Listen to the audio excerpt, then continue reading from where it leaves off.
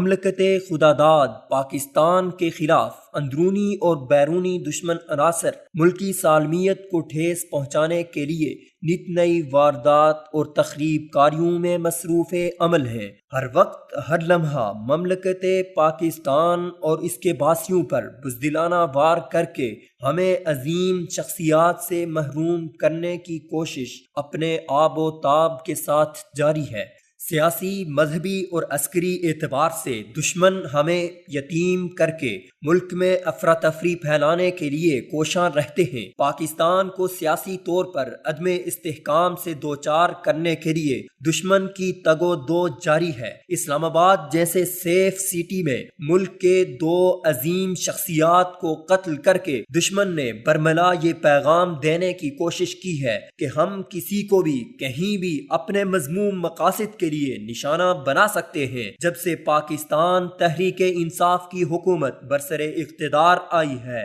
قتل اور ظلم کے واقعات میں بے تحاشا اضافہ دیکھنے میں آیا ہے۔ تشویشناک امر یہ ہے کہ اس دفعہ دشمن نے ہمارے بزرگوں اور رہنماؤں کو بے دردی سے قتل کر کے اپنے نئے ایجنڈے کا تعین کر دیا ہے۔ ان بزدلانہ واقعات سے ایک بات تو واضح طور پر قوم کے سامنے عیاں ہوئی ہے کہ دشمن ٹولہ کسی شخصیت، پارٹی، حکمران جماعت یا فوج کے خلاف نہیں بلکہ پاکستان کے خلاف جنگ میں مصروف عمل ہے، جس کی ابتدا 1947 سے ہو کر تاحال جاری ہے۔ حالیہ چند ایام میں شہید کیے جانے والے دو عظیم رہنما مولانا سمیع الحق اور ایس پی داوڑ کو جس طریقے سے شہید کیا گیا، یہ ہمیں سبق دے رہا ہے کہ دشمنوں کا منصوبہ اور مقصد محض دو شخصیات کا قتل نہیں بلکہ ریاست کو مبینہ طور پر نشانہ بنانا ہے۔ مولانا سمیع الحق شہید کی بابت کہا جاتا ہے کہ مرحوم اپنے ساتھ گارڈ نہیں رکھتے تھے،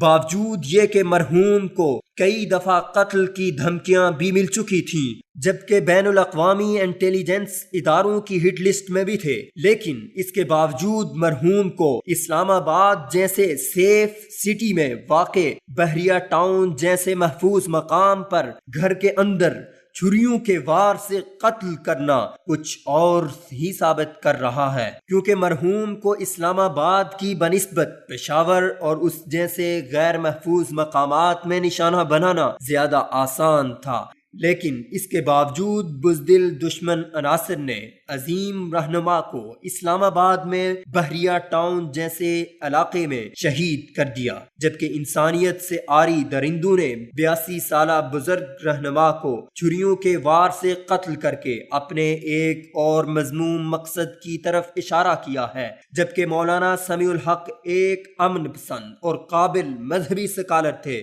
انہوں نے ہمیشہ مثبت رویہ اپناتے ہوئے ملکی، دینی اور قومی مسائل کو احسن طریقے سے نبھایا ہے۔ اس لیے اسے فرقہ واریت کے ساتھ جوڑنے کی ناقابل فہم کوشش بھی ایک گہری سازش ہے۔ اس بابت تحقیقات ابھی جاری ہے۔ تحقیقات مکمل ہونے سے قبل کچھ نہیں کہا جا سکتا۔ وزیر داخلہ شہریار آفریدی نے ایک سوال کے جواب میں کہا کہ مولانا سمیع الحق قتل کیس کی تحقیقات مکمل ہونے سے قبل کچھ کہنا تفتیش کے عمل کو متاثر کر سکتا ہے۔ یقیناً مولانا سمیع الحق کا قتل ایک بڑا سانحہ ہونے کے ساتھ ساتھ ملکی سالمیت اور امن و امان کے خلاف ایک گہری سازش بھی ہے۔ مولانا سمیع الحق کے قتل کے بعد ایک دوسرا پر اسرار قتل کا واقعہ پیش آیا۔ 26 اکتوبر کو ایک فرض شناس police officer S P Tahir Dawar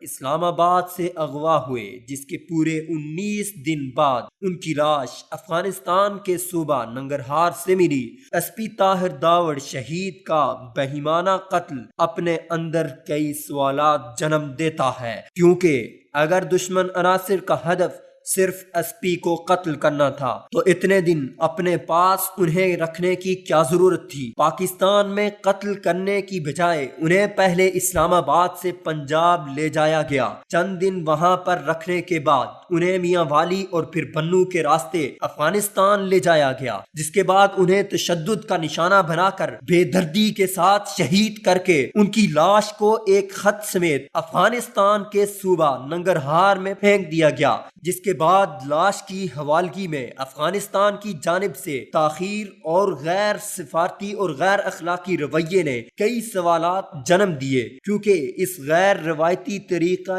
قتل کو ملک کے خلاف ایک گہری سازش تصور کیا جا رہا ہے، جس کا اظہار پاک فوج کے شعبہ تعلقات عامہ ISPR کے DG میجر جنرل آصف غفور کی جانب سے ٹویٹر پر جاری ایک بیان میں کیا گیا کہ ISP طاہر خان داوڑ کا اغوا، افغانستان پہنچانا اور بعد ازاں قتل کے بعد افغان حکام کے رویے کے بعد اٹھنے والے سوالات دہشت گردی سے بڑھ کر کسی سازش کا حصہ معلوم ہوتے ہیں۔ اس بنا پر بعض مبصرین اسے پاک افغان تعلقات میں کشیدگی پیدا کرنے کی سازش گردان رہے ہیں۔ بادی النظر طریقے سے دیکھنے کے بعد یہ دونوں واقعات قتل سے زیادہ ایک گہری سازش کا حصہ لگتے ہیں، جس کا تدارک نہایت ضروری اور اہم ہے۔